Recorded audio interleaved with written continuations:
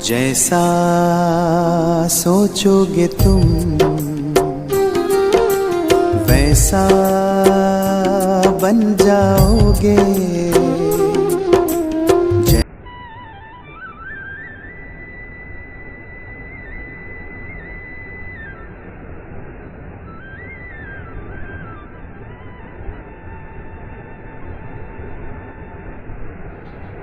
ओम शांति। 8 नवंबर 2024 सुनते हैं आज के ईश्वरीय महावाक्य। आज के मुरली का सार है शिव भगवानुवाच। मीठे बच्चे, तुम यह राजयोग की पढ़ाई पढ़ते हो, किस लिए? राजाई के लिए। बाबा ने कहा तुम यह राजयोग की पढ़ाई पढ़ते हो राजाई के लिए। यह है तुम्हारी नई पढ़ाई, यह है तुम्हारी नई पढ़ाई। फिर आज का प्रश्न है, इस पढ़ाई में कई बच्चे चलते चलते फेल क्यों हो जाते हैं? इस पढ़ाई में चलते चलते कई बच्चे फेल क्यों हो जाते हैं? उत्तर है, क्योंकि इस पढ़ाई में माया के साथ बॉक्सिंग है। माया की बॉक्सिंग में बुद्धि को बहुत कड़ी चोट लग जाती है। चोट लगने का कारण बाप से सच्चे नहीं हैं। सच्चे बच्चे सदा सेफ रहते हैं। बाबा ने कहा क्योंकि इस पढ़ाई में माया के साथ बॉक्सिंग है। माया की बॉक्सिंग में बुद्धि को बहुत कड़ी चोट लग जाती है। तो चोट लगने का कारण बाप से सच्चे नहीं हैं। सच्चे बच्चे सदा सेफ रहते हैं। सुनते हैं आज की धारणा। धारणा के लिए मुख्य सार है, पहला पॉइंट।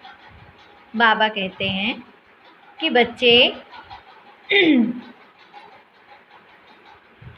बहुत बहुत आज्ञाकारी, मीठा होकर, क्या बोला बाबा ने? बहुत बहुत आज्ञाकारी, मीठा होकर चलना है। देह अहंकार में नहीं आना है।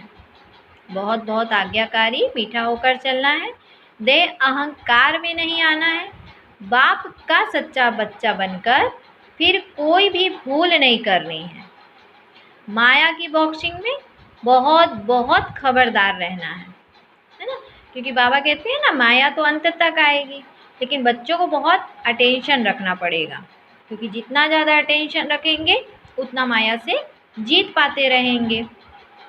फिर बाबा ने दूसरा पॉइंट बोला कि अपने वचनों अर्थात वाक्यों में ताकत भरने के लिए क्या करना पड़े? आत्माभिमानी रहने का अभ्यास करना है ना? जितना हम आत्मा अपने को समझेंगे उतना हमारे में क्या होगा? बाबा कहते हैं ना कि ज्ञान में योग का जौहर चाहिए। तो जितना हम ज्ञान को सुनते हैं, समझते हैं, धारणा में लाते हैं, अगर उसमें याद की पावर मिल जाएगी तो उसमें एक शक्ति आ जाएगी, एनर्जी आ जाएगी। और उस एनर्जी की पावर के साथ जब हम किसी को कोई भी बाबा की बात बताएंगे तो वो उसको धारणा में आएगी। इसलिए बाबा ने कहा कि अपने वचनों में ताकत भरने के लिए आत्माभिमानी रहने का अभ्यास करना है। स्मृति रहे, बाप का सिखाया हुआ हम सुना रहे हैं। किसका सुना रहे हैं? बाप का सुना रहे हैं। तो उसमें जौहर भरेगा। देहाभिमान नहीं आना चाहिए कि मैं सुना रहा हूँ, मैं बोल रहा हूँ, या ये मेरा कार्य है। अगर इसको भी थोड़ा सा देहभान में आके किया तो उसमें कोई प्राप्ति नहीं है। सफलता तब है जब निमित्त भाव है ना? फिर बाबा ने आज बच्चों को वरदान दिया, अविनाशी नशे में रह, रूहानी मज़े और मौज का अनुभव करने वाले ब्राह्मण सो फरिश्ता भव। अविनाशी नशे में रह, रूहानी मज़े और मौज का अनुभव करने वाले ब्राह्मण सो फरिश्ता भव। बाबा ने कहा कि आप ब्राह्मण सो फरिश्ते देवताओं से भी ऊंचे हैं। देवताई जीवन में बाप का ज्ञान इमर्ज नहीं होगा, परमात्मा मिलन का अनुभव भी नहीं होगा। इसीलिए अभी माना इस पुरुषोत्तम संगम युग में अभी सदा यह नशा रहे कि हम देवताओं से भी उच्च ब्राह्मण सो फरिश्ता हैं। यह अविनाशी नशा ही रूहानी मज़े और मौज का अनुभव कराने वाला है। अगर नशा सदा नहीं रहेगा तो कभी मज़े में रहेंगे, कभी मूंझेंगे। अगर नशा बाबा ने कहा सदा नहीं रहेगा तो कभी मज़े में रहेंगे और कभी मूंझेंगे। तो इसीलिए बाबा ने क्या कहा, अपने को क्या समझना है सदा, उच्च ब्राह्मण सो मैं फरिश्ता हूँ। तो इस अविनाशी रूहानी नशे में रहो तो मज़े में भी रहेंगे और मौज में भी अनुभव करेंगे।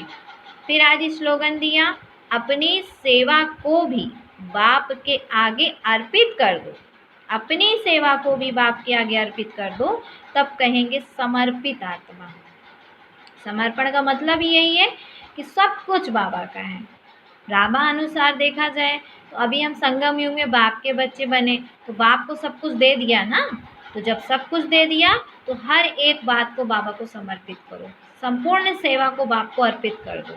तो क्या होगा, तब संपूर्ण समर्पित आत्मा कहेंगे। अच्छा, अपनी सेवा को भी बाप के आगे समर्पित कर दो, तब कहेंगे समर्पित आत्मा। अच्छा, ओम शांति, ओम शांति। शुक्रिया बाबा, शुक्रिया।